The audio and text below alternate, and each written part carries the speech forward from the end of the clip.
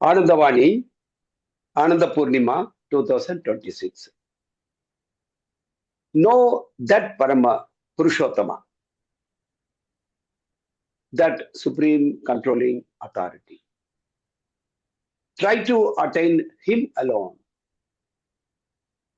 He has not delegated his absolute authority, his formidable power to anyone else, for he has to carry the burden of the collectivity of the universe. He has to bear the seal of qualification, even though he is non-attributional. Know that, Supreme Father, extort his kindness through your strength and devotion. So, இதுதான் ஆனந்த வாணியினுடைய English version.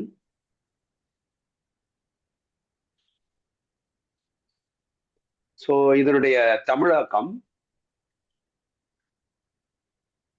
அந்த பரம புருஷனை, அந்த மாபெரும் கட்டுப்பாட்டு அதிகாரியை அறிந்து கொள்ளுங்கள்.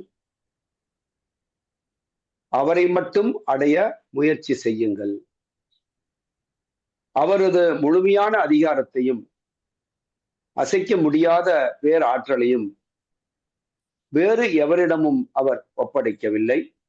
ஏனென்றால் இந்த ஒட்டுமொத்த பிரபஞ்சத்தின் சுமையையும் அவர்தான் சுமந்தாக வேண்டும். இயல்பில் அவர் குணங்கள் அற்றவராக இருந்தாலும் எல்லா குணங்களுக்கான அடையாளத்தையும் அவர்தான் ஏற்றுக்கொண்டாக வேண்டும். அந்த பரம தந்தையை அறிந்து கொள்ளுங்கள். ஸோ இதுதான் அதனுடைய தமிழாக்கம்.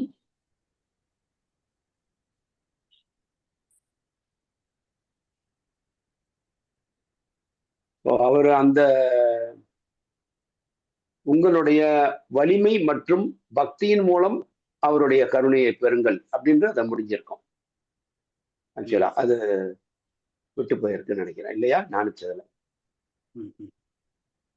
அந்த பரமபிதாவை அறிந்து கொள்ளுங்கள், உங்கள் வலிமை மற்றும் பக்தியின் மூலமாக அவருடைய கருணையை பெறுங்கள் என்பதுதான். ஸோ இப்ப இதுல என்ன சொல்றாருன்றத நம்ம சிம்பிளா தான் ஒரு மேட்டர் தான் இது. ஆனாலும் சில வார்த்தைகள் புரியாம இருக்கிறத கொஞ்சம் புரிஞ்சு கொள்ளுன்றதுதான். ஸோ நாம எல்லா சாதகர்களும் அவங்களுடைய இலக்கு ஒரே இலக்கு தான். அது அந்த புருஷோத்தமன் தான். அந்த மாபெரும் கட்டுப்பாட்டு அதிகாரியை, அவர் மட்டும்தான் அந்த கண்ட்ரோலிங் அத்தாரிட்டி. அவர் தான் எல்லா கட்டுப்பாட்டு அதிகாரிகளுக்கும் அவர் தான் கட்டுப்பாட்டு அதிகாரி. அதனால அவரை மட்டும் அடைவதற்கான முயற்சி நீங்க செய்யுங்க அப்படின்னு பாபா சொல்றாரு. அங்க அவரை பத்தி சொல்லும் போது, இப்ப அவருடைய அந்த கட்டுப்பாட்டு அதிகாரம் இருக்கு இல்லையா, இந்த பிரபஞ்சத்தை ஆளுகின்ற அந்த அதிகாரம், அந்த அதிகாரம் முழுவதையும் அவருடைய அசைக்க முடியாத பேராற்றலையும், யாராலையும் அவருடைய ஆற்றலை அசைச்சு பார்த்துட முடியாது, அத்தகைய பேராற்றல் உடையவர் அவரு. அப்போ அவருடைய அந்த முழுமையான அதிகாரத்தையும் அசைக்க முடியாத பேராற்றலையும் வேறு எவரிடமும் அவர் ஒப்படைக்கவில்லை. ரெண்டாவதா ஒருவர்கிட்ட இதை பார்த்துக்க, நீ பார்த்துக்க அப்படின்னு அவர் கொடுக்கல. அவர் தான். ஏன் அப்படின்னா இந்த ஒட்டுமொத்த பிரபஞ்சத்தினுடைய சுமையையும் அவர் தான் சுமந்தாக வேண்டும். ஏன் அப்படின்னா அவர் தான் அதை கிரியேட் பண்ணியிருக்காரு. அப்போ அவர் ஒருத்தரே தான், கிரியேட் பண்றவரும் அவரே தான். அப்ப அதை கட்டுப்படுத்துகின்ற அதிகாரமும் அவருடைய தான். அப்ப அதை ஆளுகின்ற ஒரு பேராற்றல் ஒன்று இருக்கிறது. அந்த அசைக்க முடியாத அந்த பேராற்றலும் அவரு தான் வச்சிருக்க முடியும். அது யாரும் ரெண்டாவதா ஒருத்தர் கொடுத்தா அது அவங்களால முடியாது என்பதும் ஒன்று. ஏனென்றால் அவருக்குத்தான் தெரியும் அந்த படைப்பு என்பது எத்தகைய நுட்பமானது என்றும், அதை எப்படிலாம் கட்டி காக்கணும் என்பதும் அவருடைய அறிவுக்கு மட்டும்தானே அது புரியும். வேற எந்த ஒரு அறிவுக்கும் அது புரியாது. அதனாலதான் இந்த பிரபஞ்சத்துல அவர் எல்லாத்தையும் அவரே தான் ஒத்துக்கணும், அவரே தான் வச்சு ஆகணும். அது வந்து மிகப்பெரிய ஒரு பாரம் தான். எல்லாத்தையும் இப்போ உங்க வீட்டுல ஒரு பெரிய ஒரு மேரேஜ் நடக்குது, ஒரு பெரிய ஃபங்க்ஷன் நடக்குது, இப்போ ஒரு டிஎம்எஸ் நடக்குது அப்படின்னா, ஒத்தையாளா அத எல்லாமே ஒரே ஆள் தான் பார்க்கணும்னா, அது எவ்வளவு கஷ்டம்யா முரளியா? உண்மைதானே? ஒரு ஆள் ஏன்னா ஏற்கனவே நீங்க டிஎம்எஸ் முடிச்சதுனால அந்த இது எடுத்துக்காட்டை எடுத்துக்கிட்டேன். ஆமாங்கய்யா, சரியான. அது இத்தனைக்கும் பகிர்ந்து கொடுத்து கூட சரியான பாரம் ஐயா. எவ்வளவு ஒரு கஷ்டமான ஒன்று.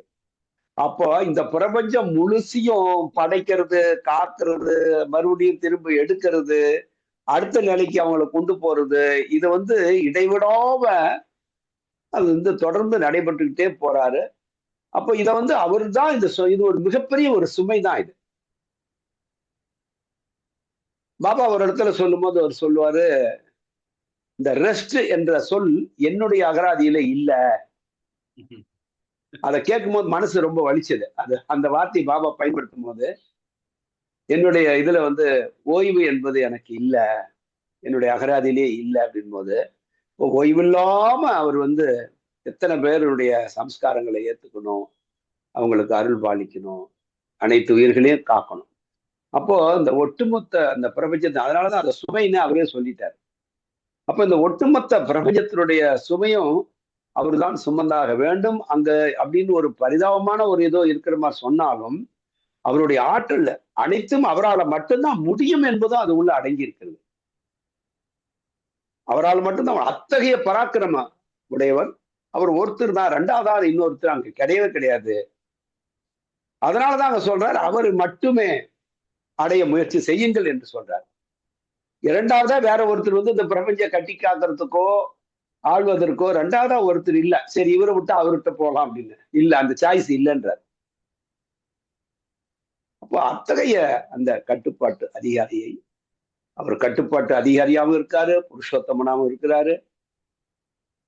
அதுல அடுத்தது சொல்ல வர்றதுதான் கொஞ்சம் எல்லாருக்கும் கொஞ்சம் கன்ஃபியூஸ் ஆகிற ஒரு இடம். இயல்பில் அவர் குணங்களற்றவராக இருந்தாலும் அவருடைய இயல்பு என்ன, ஒரிஜினல், அதாவது அவருடைய ஒரிஜினாலிட்டி என்ன? இப்ப இந்த படைக்கப்பட்ட பிரபஞ்சம் என்பது அவருடைய ஒரிஜினலா? அதுவும் அவருடைய ஒரிஜினாலிட்டி இல்ல. படைப்புக்கும் எந்த ஒரு மாற்றமும் அடையாத இருக்கின்ற ஒரு இதுதான் இயல்பு தான் அவருடைய ஒரிஜினல். அது வந்து நிர்குணம், அதுதான் அவருடைய ஒரிஜினாலிட்டி. அங்கிருந்து அவர் கொஞ்சம் மாற்றம் அடைகிறாரு, மாற்றமடையாத ஒரு பகுதி. அதனாலதான் நம்ம குரு பூஜை மந்திரத்துல கூட கடைசி சொல்லாக சொல்லியிருப்பாரு, பரமா பிரம்மா, மாற்றமடையாத பிரம்மம். அவர்தான் பிரம்மங்களுக்கு எல்லாம், அவரு பிரம்மா. பரமா, பரா, பராபரா, பரா, பரமா அப்படின்னு சொல்லுவாரு. குரு பூஜை 3ஆம் பாகத்துல, ஆனந்த வச்சனாவது 3ஆம் பாகத்துல குரு பூஜையில அதை பத்தி விளக்குவார் பாபா. அப்போ இயல்புல வந்து அவரு குணங்கள் அற்றவர் தான். ஆனாலும் அதாங்க சொல்ல வர்றாரு, அவருடைய ஒரிஜினாலிட்டி என்னன்னா குணங்கள் அற்றவர் தான். குணங்கள் அற்றவர் அப்படின்னா அந்த குணங்கள் எல்லாம் செயல்படாத ஒரு நிலையில இருக்கும். எல்லா குணங்களும் அவருக்குள்ளதான் இருக்குது. அவரை மீறி வேற எங்கேயோ இருந்து குணங்கள் என்பது எங்கேயோ இருந்தும் வந்துடல பிரபஞ்சத்துக்குள்ள. ஆனா இந்த குணங்கள் அற்ற என்று சொன்னா குணங்கள் செயலற்ற என்றுதான் அதனுடைய உண்மையான பொருள். அதை அப்படி புரிஞ்சுக்கணும். அதுதான் அவருடைய ஒரிஜினலாக இருந்தாலும் எல்லா குணங்களுக்கான அடையாளத்தையும் அவர் ஏற்றுக்கொண்டாக வேண்டும். அவர் நிர்குணமாக இருக்கின்ற பொழுது அவருக்கு குணங்களுடைய அடையாளங்களே தென்படுவதில்லை. ஆனா எப்ப புருஷோத்தமனா மாற்றம் அடைகிறாரோ, எப்ப சகுன பிரம்மத்தினுடைய எல்லைக்குள்ள தன்னை வந்து வந்துட்டாரோ, அப்போ குணங்களை வெளிப்பட ஆரம்பிச்சிருச்சு.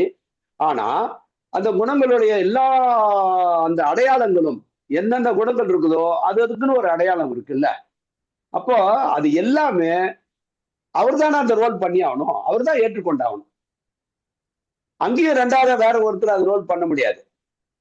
இப்ப நான் நினைச்சிட்டு இருக்கிறேன், நான் இல்லையே, நான் இல்லையே, அவர் தான் அது. நாம தான் தப்பா புரிஞ்சுக்கிறோம். மனிதர்கள் மட்டும்தான் அவரை தப்பா புரிஞ்சிட்டு இருக்கோம். இது நானு, இது நானு, இது நானு நினைச்சிட்டு இருக்குது. வேற எந்த உயிர்களுக்கெல்லாம் இந்த பிரச்சனையே கிடையாது. அதனாலதான் ஆட்டோமேட்டிக்கா அடுத்த இடத்துக்கு போயிட்டே இருக்குது. ஆனா அவருடைய கிளைமேக்ஸ்ல ஹியூமன் ஃபார்முக்கு வந்ததுக்கு அப்புறம் அவர் விளையாடுற விளையாட்டு என்னன்னா, தன்னை வந்து யாருங்க, நான் வந்து பிரம்மன்றதே அவர் மறந்து போயிறாரு. அதான் பிரச்சனை. இப்ப நான் பாருங்க, நானுன்னு சொல்லிக்கிறேன். நீங்க வந்து உங்களையும் நானுன்னு சொல்லிக்கிறீங்க. இது வந்து விளையாட்டினுடைய கடைசி கிளைமேக்ஸ். இங்கதான் மேக்சிமம் பிரகிருத்தியினுடைய குணங்களினுடைய ஆளுமை மேக்சிமம் வந்து கம்ப்ளீட்டா நீ யாருன்றதை உங்களை மறக்க வச்சுட்டாரு. அதனாலதான் நான் அருண்குமார் என்ன சொல்லிக்கிறேன். அதனாலதான் உங்களை வந்து நீங்க வந்து முரளியான்னு சொல்லிக்கிறீங்க. அப்போ ஆனா இந்த குணங்களுக்கெல்லாம் யாரு நானா அடையாளத்தை கொண்டிருக்கிறது இல்லையா? அவர் தான் இந்த குணங்களுக்குரிய அடையாளமாக இருக்கிறாரு. அதைத்தான் இந்த இதுல சொல்லியிருப்பாரு. அவர் ஒரிஜினலா குணங்கள் அப்படி இதுல வந்து மோஸ்ட் பாத்தீங்கன்னா அவருடைய குவாலிட்டியை நிறைய எக்ஸ்பிளைன் பண்ணியிருப்பார் பாபா. அப்படி அத்தனை குவாலிட்டி இருக்கக்கூடிய அவனை நீங்க உங்களுடைய பக்தியாலும் வல்லமையாலும் பலத்தாலும் நீங்க அவனை அடைய முயற்சி செய்யுங்க அப்படின்னு சொல்றாங்க. இதுதான் அந்த கடைசி இதுல வந்து இயல்பில் அவர் குணங்கள் அற்றவராக இருந்தாலும் இங்க படைக்கப்பட்ட பகுதின்னு வந்துருச்சுன்னா எல்லா குணங்களுக்கும் அவர் தான் அடையாளமா இருக்காரு. அதனாலதான் எல்லா குணங்களுக்கான அடையாளத்தையும் அவர் தான் ஏற்றுக்கொண்டாகணும். ரெண்டாவதா இல்ல நான் ஏத்துக்கிட்டேன்னு சொல்றது பொய். அவர் தான் ஏற்றுக்கொண்டிருக்கிறார். என்னிடத்துல என்னென்ன குணங்கள் மிகையா இருக்குது, உங்ககிட்ட என்னென்ன குணங்கள் மிகையா இருக்குது, எதெல்லாம் குறைவா இருக்கு, எந்தெந்த குணங்கள், எல்லா ரோலும் அவர் தான் பண்ணியாகணும். ஆகவே எல்லா ரோலையும் எல்லா அந்த கதாபாத்திரங்களையும் ஏற்றுக்கொண்டுள்ள அனைத்தையும் ஆளுகின்ற அசைக்க முடியாத பேராற்றலை உடைய அவரை வந்து நீங்க உங்களுடைய பக்தியாலும் பலத்தாலும் நீங்கள் அறிந்து கொள்ளுங்கள், அவரை மட்டுமே அடைய முயற்சி செய்யுங்கள் அப்படின்னு சொல்றாரு. இதுல இதான் அந்த வாணியினுடைய சுருக்கையா. டவுட் எதா இருந்தா கேளுங்க. புரிஞ்சதையா வாணியினுடையது? புரிஞ்சதுல புரிஞ்சுதுயா. அவரு குணங்களை வந்து எல்லா குணங்களும் அவருக்குள்ளேதான் இருக்குது. ஆனா எல்லாம் குணமற்று இருக்கிறது இங்க தெளிவா புரியுது. ஆமா, அவர் வந்து குணமற்றவர் தான் அவருடைய ஒரிஜினல் இது. ஆனாலும் படைக்கப்பட்ட பகுதியில் வரும்போது எல்லா குணங்களுக்கும் அவர் தான் எப்படி வந்து எல்லாத்தையும் சுமக்கணுமோ அவர் தான் எல்லாத்தையும் ஒட்டுமொத்த பிரபஞ்சத்தினுடைய எல்லா இது வேலைகளையும் அவர் தான் சுமக்கிறாரு. அதே மாதிரிதான் குணங்களுடைய அடையாளமாக அவர் தான் இருக்காரு. அவ்வளவுதான். சுருக்கா அப்படி புரிஞ்சுங்க, சிம்பிளா. அவர் தான் எல்லா குணங்களுடைய அடையாளமாக இருக்கிறாரு. இப்ப என்னிடத்துல என்னென்ன இருக்குதோ, என்னென்ன குணங்கள் இருக்குதோ அதெல்லாம் அவர் தான் அடையாளமாக இருக்கிறாரு. அதை நான் இருக்கேன்னு சொல்றதே பொய். அவர் தான் இந்த ரோல் எடுத்துக்கிறாரு. என்னுடைய சம்ஸ்காரம் என்று சொல்வதே முதல்ல பொய். அவர் தான் இந்த வேஷத்தை போட்டு இத்தனை காரியங்களை செஞ்சு அவர் தான் அந்த சம்ஸ்காரத்தை ஏத்துக்கிறாரு. ஆனா அத பிரகிருதி என்ன சொல்றா, பிரம்மன்றதை மறக்கடிச்சிட்டு ஒரு இண்டிவிஜுவலான ஒரு இதாக தனக்கு அடையாளத்தை காட்டி நானுன்னு ஒரு முத்திரையை குத்துட்டதுனால அவரே அந்த ரோலை விரும்பிதான் ஏத்துக்கிறாரு. இது அவருடைய ப்ரோக்ராம்ஸ் வந்து ஏற்கனவே அவர் தான் அந்த ப்ரோக்ராம் வந்து எல்லாம் கதை வசனம் எழுதுறவர் அவர் தான். எத்தனை உருவங்களாக, எத்தனை வடிவங்களாக, எத்தனை மனிதர்களாக பிறந்தாலும் அத்தனையாகவும் அவர் தான் இருக்கிறாரு. ஒவ்வொரு மனுஷனுக்கும் தனித்தனி கதையை வந்து எழுதுறாரு. அந்த ஒரு தனி கதைகளையும் அவரே தான் நடிக்கவும் செய்யறாரு. அதனாலதான் ஜீவ மனதுக்குள்ளார அவர் வந்து புருஷோத்தமனா இருக்கக்கூடியவர் வந்து ஒவ்வொரு ஜீவனுக்கும் நினைவுபடுத்துறாரு. பரம குருவாக வந்து நான் தான் இந்த ரோல்ல இருக்கேன், ஆனா இதை வந்து நான்ன்றது வந்து நீ மறந்து இருக்கிற, நமக்கு வந்து நீ மறந்திருக்கன்னு நமக்கு எடுத்து சொல்றாரு இஷ்ட மந்திரத்தின் மூலமாக. அப்போ அவரே தான் வந்து டீச் பண்ணிக்கிறாரு. பாருங்க என்ன ஒரு கேம் பாத்தீங்களா? அவரே சொல்லி கொடுக்கிறாரு, உபதேசம் பண்ணிக்கிறாரு. உபதேசம் பண்ணிட்டு நீ இப்படி, நான் வந்து நியூக்ளியஸ் வந்து நான் வந்து அந்த ஸ்டேஜ் அடைஞ்சிட்டேன், இப்ப என்னுடைய ரிஃப்ளெக்ஷனா இருக்க நீ இப்படி நினைச்சுக்கிட்டே இரு அப்படின்னு அவரே ஒரு இன்ஸ்ட்ரக்ஷனை கொடுத்துக்கிறாரு இஷ்ட மந்திரத்துல, ஈஸ்வர பிரணிதானத்துல. உண்மைதான் ஐயா, அப்படிப்பட்ட ஒரு ரோல் அவர் வந்து செஞ்சிட்டு இருக்கிறார்.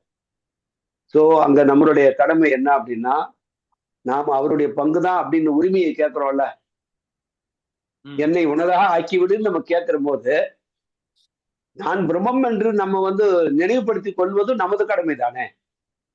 என்னை ஏத்துக்கோன்னு சொல்றோம், என்னை வந்து உனதாக்கி கொண்டு சொல்றோம். உனதாக்கி கொள்ளு அப்படின்னும் போது உனதாக்கி கொள்வதற்கு அவராக ஆக்கி கொள்வதற்கான இது வந்து பாடத்தை அவர் சொல்லி கொடுத்திருக்காரு. அப்போ அதை நம்ம நினைவுல வந்து வச்சுக்கிட்டே இருக்கும்போது அவர் நம்மள அவராக மாற்றி விடுகின்றார். ஸோ எல்லா ரோலும் அவர் தான் பண்றாரு. ஸோ அப்படி இருக்கிற அவரை நாம அடைவதற்கான முயற்சி வந்து சாதனா. அதை நம்மளுடைய மேக்சிமம் பலத்தை பயன்படுத்தணும்னு சொல்றாரு. இந்த பலத்தை பயன்படுத்தி பக்தியை பயன்படுத்தின் போது இந்த பலம் வேற ஏதோ ஒரு எனர்ஜியை பயன்படுத்தி இல்லை. அப்போ நம்ம அவ்வளோ நம்மளுடைய பிசிக்கல் எஃபர்ட், சைக்கிக் எஃபர்ட் எந்த அளவுக்கு பண்ண முடியும் அந்த அளவுக்கு அதை பயன்படுத்தி அவரை அடைவதற்கான பிசிக்கல் வேர்ல்டுல எப்படி அவரை பார்க்கறது, சைக்கிக் வேர்ல்டுல எப்படி அவரை பார்க்கறதுன்றதுக்கு மிக தீவிரமாக மற்ற விஷயங்களுக்கெல்லாம் எப்படிலாம் நம்ம ஒரு முழு பலத்தோடு போராடி இந்த உலகத்துல ஒன்னொன்னு ஜெயிக்க பார்க்குற மாதிரி இதுலயும் நம்மளுடைய மேக்சிமம் அந்த பலத்தை வந்து பிரயோகிக்கணும். நமக்கு என்ன கொடுத்திருக்காரோ அதை முழுமையாக பயன்படுத்தி அந்த சாதனாவை செய்யணும் அப்படின்றதான் இதுல. போதுமையா விளக்கம்? தெளிவா இருக்கேன். அது என்னன்னா நம்மளுடைய அனைத்து குணங்களையும் நம்ம தவிர்த்துட்டு அதுக்கப்புறம் தான் அவரை போய் திரும்பி அடைய முடியும். ஆமா, குணங்கள் இருக்கிறவர்களும் குணமற்ற நிலையை அடைய முடியாது. ஆமா, இது பிரகிருத்தினுடைய ஆளுமை. அந்த குணங்களை நம்ம சாதனா மூலியமா நம்ம மெல்ல மெல்ல அதை தவிர்த்து இயல்பாகவே அந்த தவிர்க்கும் பொழுது அது இயல்பாகவே அவராக நம்ம மாறி. அப்படிதானுங்களா ஐயா? ஆமா ஐயா.